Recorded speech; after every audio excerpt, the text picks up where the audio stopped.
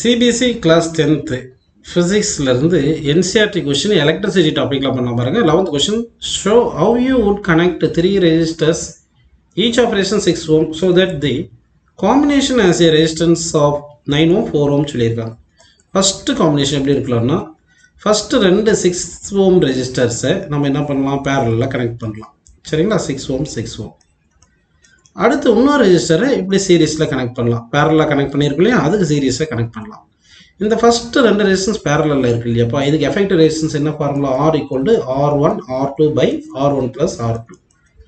R1 R2 each 6 ohm வரதுனால அப்போ 6 × 6 by 6 plus 6 போட்டோம்னா மேலே வந்து என்ன வருது, 36/12. 36/12 கேன்சல் பண்ண என்ன வருது, 3 வந்துடுது.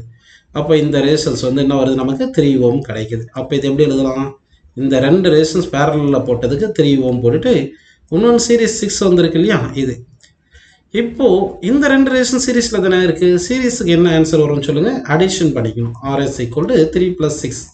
3 + 6 எவ்வளோ, 9 ohm. ஸோ ஃபஸ்ட்டு கொஸ்டினுக்கு 9 ohm வரணும்னா 3 6 ohm ரெசிஸ்டன்ஸ் கொடுத்துருப்பாங்களே, அதில் ஃபஸ்ட்டு 2 பேரலாக கனெக்ட் பண்ணிவிட்டு அந்த பேரலல் காம்பினேஷனுக்கு 3rd ரெசிஸ்டன்ஸ் சீரீஸில் கனெக்ட் பண்ணால் நமக்கு 9 ohm கிடச்சிரும். சரி, செகண்ட் கேஸ் 4 ohm வரதுக்கு எப்படி பண்ணலாம் பாருங்கள். 2 ரெசிஸ்டன்ஸை சீரீஸில் கனெக்ட் பண்ணிவிட்டு இந்த காம்பினேஷனுக்கு 3rd ரெசிஸ்டன்ஸ் பேரலாக கனெக்ட் பண்ணுங்கள்.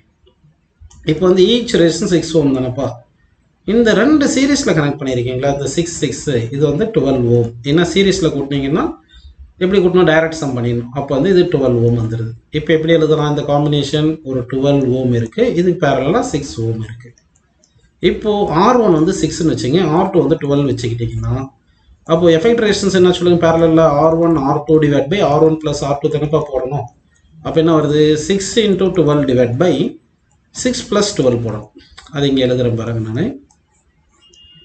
இப்போ என்ன வருது, 6 × 12 / 6 + 12 எவ்வளோ வருது, 6 + 12 போடணும். கரெக்டுங்களா, 6 + 12 எவ்வளோ, 18.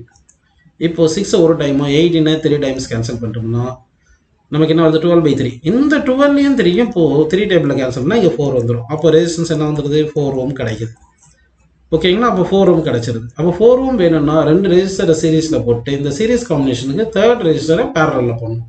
இப்படி பண்ணிங்கன்னா என்ன கிடைக்குது, உங்களுக்கு 4 ohm ரெசிஸ்டன்ஸ் கிடச்சிருது அப்படின்னு எழுதிக்கலாமா. ஓகேப்பா.